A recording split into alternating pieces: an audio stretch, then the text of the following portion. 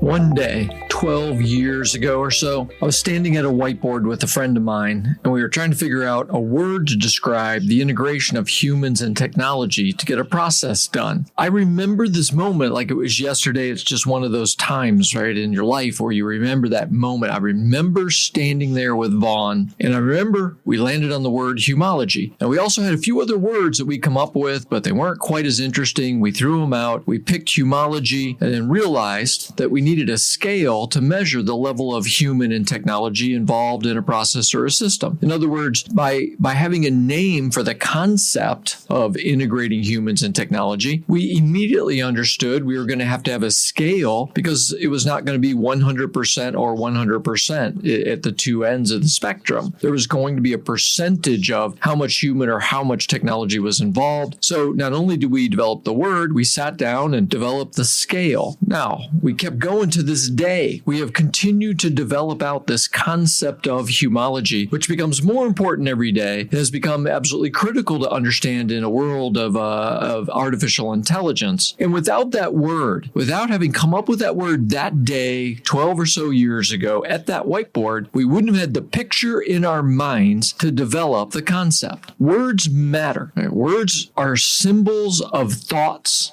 and concept. They are symbols. A tree is just a word for that thing that is out there that I'm looking at right now that has a brown trunk and green leaves that is blossoming in the spring. A tree is just a word that we put on there. And that's only the English word. Many other languages have a different word that they associate, a different symbol that they associate with what is a tree. It's the same thing with concepts and ideas. We put words on them, and then we impugn some meaning to that word. And we are often sloppy with these symbols, these words that we use to describe concepts. The technology world, in my opinion, is the worst. Somebody somewhere calls remote computing cloud, and it sticks. And then from that point forward, we have cloud computing. Although for a long time, most people can't define it. To this day, there are many people that can't necessarily define what is cloud computing. And how is that different from what we did with mainframes back in the day when people were able to rent time on a mainframe? My point is, words matter. They are symbols of thoughts and concepts. In this next podcast series, I will address some new and improved definitions for words, right? For terms and ideas that need some help. I'm going to unpack AI, the singularity, transhumanism as examples, maybe a couple that I'm not going to mention to you just now. You'll have to wait and see. Because although we have these words, and these words are symbols for concepts, most people don't really understand those underlying details of those concepts in any kind of concise way. Now, being somebody who speaks to audiences on a constant basis, I have an appreciation for the clarity of words. And I don't like using terms that people really don't understand or that have a flawed understanding. Clarity of meaning matters, and we too often skip over that in our conversations. We just use terms, we use words, again, especially bad in the computer industry, the technology industry, but we use words that we assume everybody else around us probably understands. And in many cases, they have such a high level understanding or no understanding as to make the conversation really almost just not valuable. This is the reason why I wanted to do a series on just terms. We'll see how far this goes. I have some I completely want to unpack for you, but I may figure out some others along the way. And I hope this is more than just a long-form vocabulary explanation. What I hope you're going to find is that each of these podcasts in this series is unpacking an idea or a concept that is attached to a word, and that the idea or concept is something that once you fully understand it, you can talk to others about, you will have a better understanding, you'll have a better world view because we actually took the time to do a podcast on a word. So Exhibit A is going to be the term artificial intelligence. I think we've got to start there because of the way it has been blossoming. I want to tell you the story about where this came from. So the term artificial intelligence, and I'm going to read this to you from me searching Claude, but I've researched the story before, and I know that Claude is fairly correct and isn't hallucinating this. So the term artificial intelligence was coined in 1956 at Dartmouth College, which is considered the birthplace of the field of AI. Dartmouth Conference, officially called the Dartmouth Summer Research Project on Artificial Intelligence, was a seminal event held at Dartmouth in Hanover, New Hampshire in 1956. It was organized by computer scientists John McCarthy, Marvin Minsky, Nathaniel Rochester, and Claude Shannon. At this conference, the term artificial intelligence was proposed and used for the first time to describe a field of study aimed at getting computers to perform tasks that would be considered intelligent if done by humans. All right, let's stop with I'm just being the verbal mouthpiece for Claude on where AI is going to go. One of the things I'd like you to know is when this was named, the word artificial might have seemed worthy because at this time, hardly anything a machine could do could rival human intelligence. So you wouldn't have been looking at mainframes in 1956 and had a lot of ideas that the mainframe was smarter than people, more that it could just memorize maybe more than a lot of people.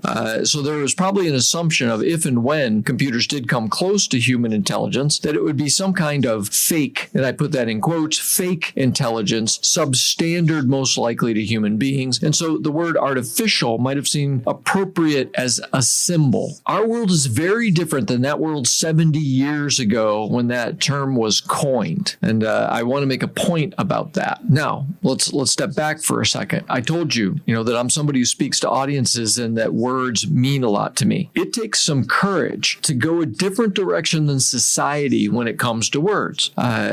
Society will change the words or maybe stop using them if there's an issue like the word shows bias or, is deemed to be something that is hateful. There are terms that we've called baseball teams that we changed because we felt like they were just a dishonoring kind of word. Just to give you an example, there are words that we used when we talked about different ethnicities that we have all decided that were negative or hateful words, and so we stopped using them. So there are words that have good reason to disappear. There are some words at times that get replaced by better words. But I will tell you, it takes courage to be one of the first ones to drive the change when it comes to these symbols. In many cases, it's more than just a word change that is driven by societal acceptance. Like to create a whole new word or phrase to describe something means stepping away from the herd that has been using that term for, decades at least. And when we say the herd, we're talking about millions and millions, billions potentially of people that use that word as the symbol. And so when you say we're going to create a new word or a new term, as an example, when I told you about humology that we created from scratch, it sometimes takes some courage. I will tell you, over my career, over the last 20 years, I have oftentimes renamed things, or I will call things a slightly different term than what the public is generally calling something. And I have had people make fun of me for that. I've had clients make fun of me for it. I've had clients say things like, "You made that up, didn't you?" Yes, we did, because there's nobody else using a term like this, or there was no description, so we had to make one up. Or, yes, we are using a different term because we think that it makes more sense. So let me give you an example. I told you artificial, to me, is a negative term that was probably put in front of intelligence, the word intelligence, when we were talking about what a machine would have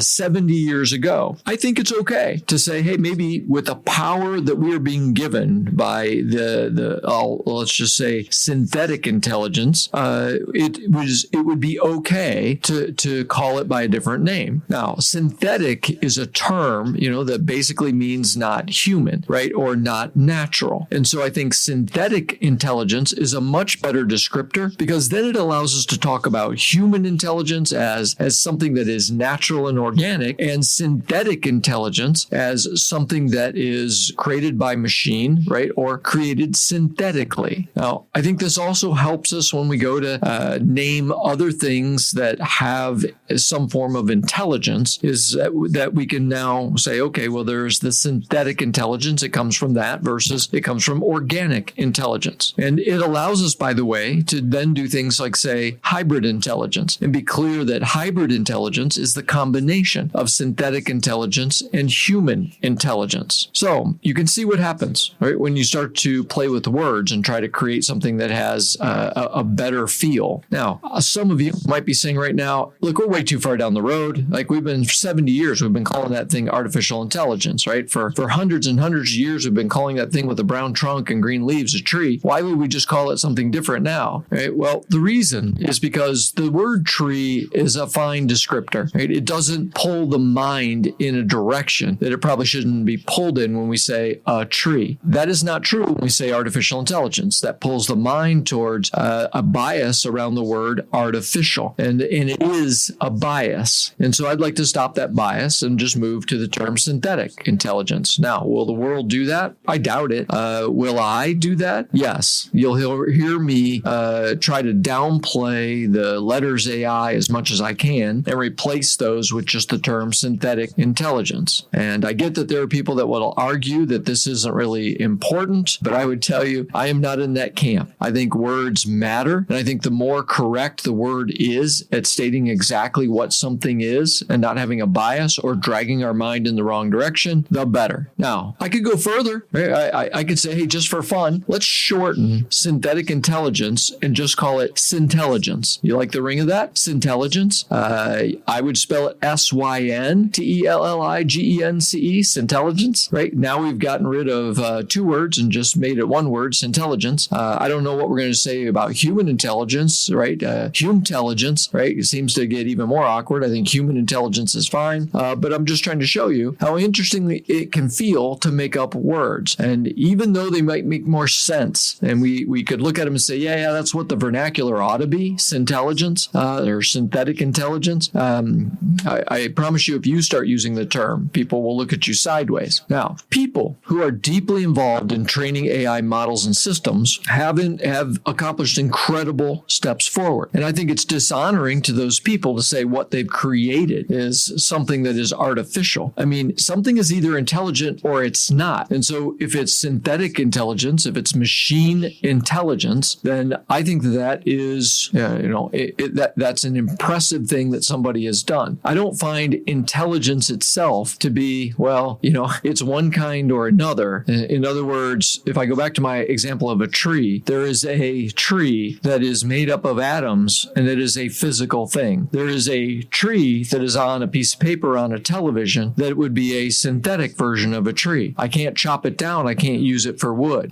We do not call that an artificial tree, although at Christmas time, when we set up a plastic Christmas tree, we call that an artificial tree. And I think that is fine. I just don't think the tree on television is an artificial tree. I think that would be more a synthetic representation of a tree. All right. By exposing in AI, a learning system to billions of pieces of data, applying weights so that it can decide what is true and correct, then adding guardrails so that it has some form of ethics and morals, and then to top that off, having reinforcement learning where the model is being taught by humans of what might be right or what might be better or improved than what the model actually thinks, right? This is how a large language model is built. And the thing that's interesting to me is that's exactly the way that humans learn. And I tell this to audiences all the time, that if you look at how an AI model is trained, again, hoovering up huge amounts of information, having weights that help define truth and correctness, having guardrails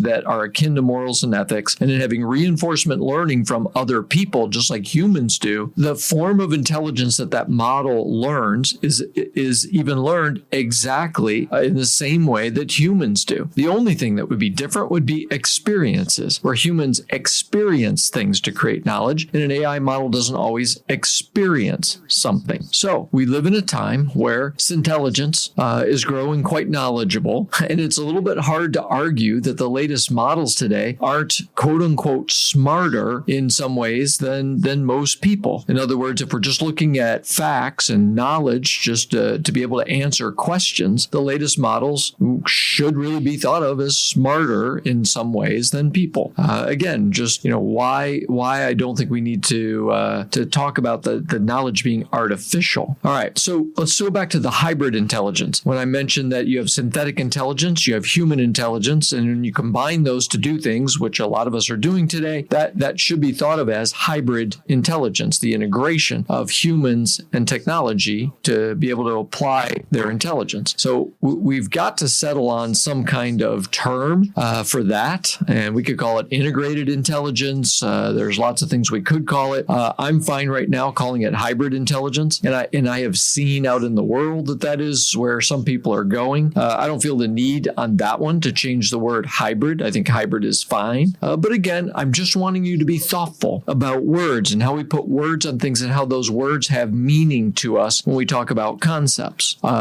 If you are a leader today and you're listening to this concept that we're talking about of having synthetic intelligence in our various AI engines and then having human intelligence, creating hybrid intelligence, is a wonderful goal for you to see. We shouldn't waste time debating the strengths or weaknesses of human intelligence or synthetic intelligence. We should just move to a higher value, being the combination of both of those. The power of what synthetic intelligence can bring mixed with the unique power of what human thought brings. Now, even inside of human intelligence, there's many different flavors. People are already starting to use terms for synthetic intelligence like augmented intelligence, assisted intelligence, alien intelligence, automated intelligence. Right? So they're already starting to subdescribe synthetic intelligence with many other words put in front of it to try to denote specific types. Automated intelligence would be synthetic intelligence that is doing an automated task, right?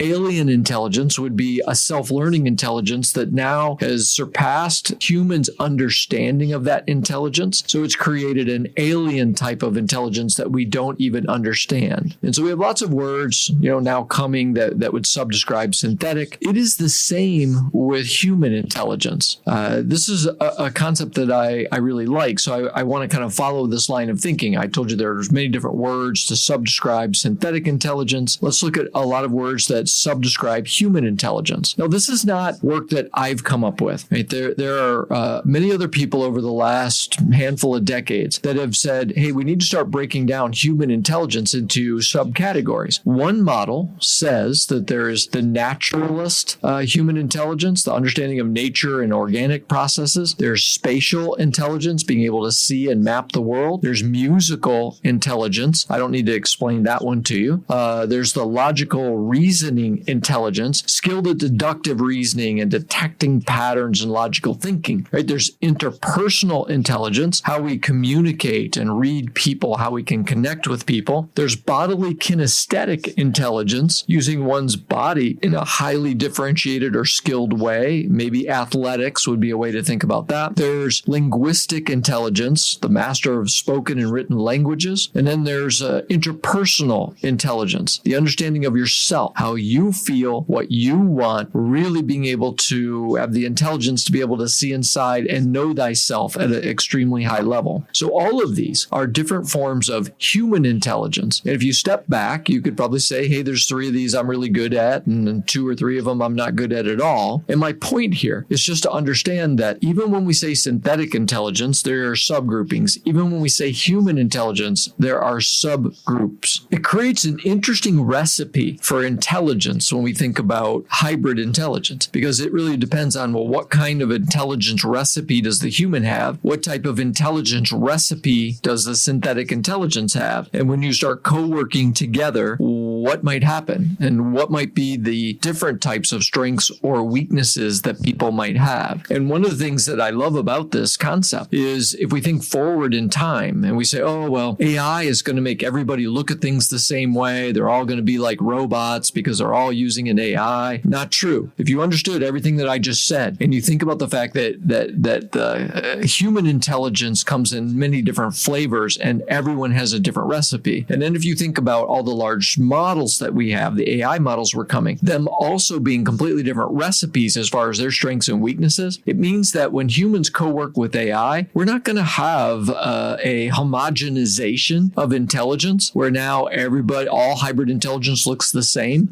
It may be quite opposite. All right, so if I just, for fun, if I keep applying that line of thinking to synthetic intelligence, and instead of me just reading off the ones I did before, like automated or, assisted or autonomous, I'd like to say, hey, what if, just like I said, for humans, there's the naturalist intelligence, spatial intelligence, musical, body kinesthetic, right? What if there are analogies also with synthetic? So what if we actually get factual intelligence? So a powerful large language model that doesn't hallucinate at all, not at all. And so the intelligence of the model is all around facts and knowledge, and it never gets them wrong. What about creative intelligence, right? Maybe this is where generative AI goes, is having a powerful ability to create new ideas or graphics or tools that haven't existed before, where you can just ask a prompt, I need a metaphor for this. I need you to create the most beautiful that. And it does it. It interprets what most beautiful means to you, and it goes and creates something. So maybe we have factual intelligence, we have creative intelligence. How about research intelligence? A freakish ability for a synthetic intelligence to research all known facts and to make new observations or new predictions off of those facts. So research intelligence. What about predictive intelligence? A unique ability to assemble massive amounts of historical information, combine it with future trend analysis, and make very accurate predictions. So maybe synthetic intelligence will have a subgroup of predictive intelligence. What about prescriptive intelligence? An ability to make suggestions for improvements or problem solving that would surpass what any human being could do. I'll stop there because I think you get the idea, right? Factual intelligence, creative research. What if that's where we go with AI, is that it has different forms of intelligence, just like human beings have different forms. And again, then it's an interesting recipe for what happens when a certain type of human with certain types of intelligence mix with a certain type of AI with its own recipe of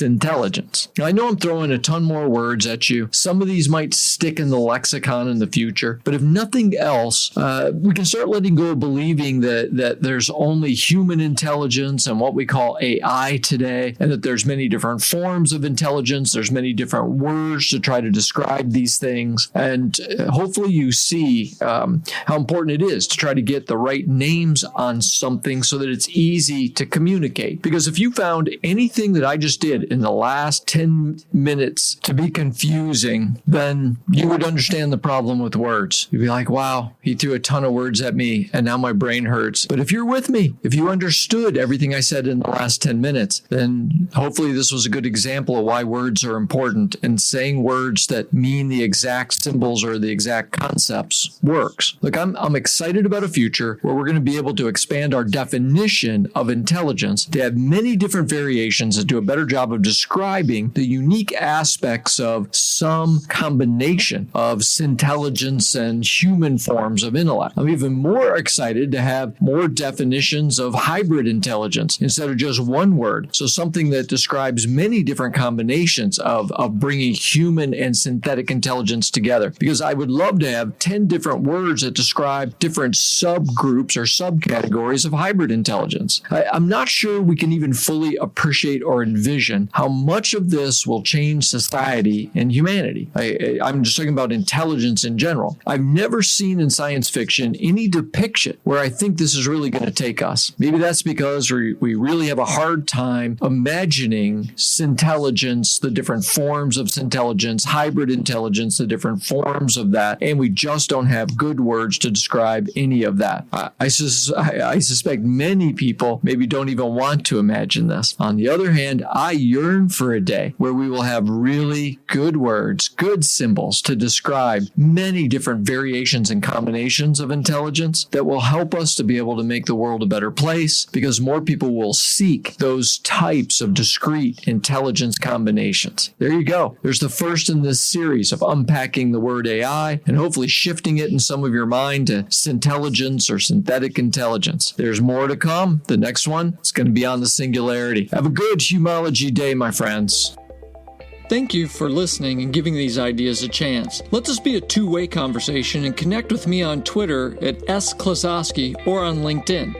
I also write a blog that you can find at scottklosowski.com. An added bonus is a library of thought-leading graphics you can download from the site. One more thing, please take a moment and rate this podcast on whatever platform you use. Ideas are powerful change agents, and positive reviews will help spread the digital optimism.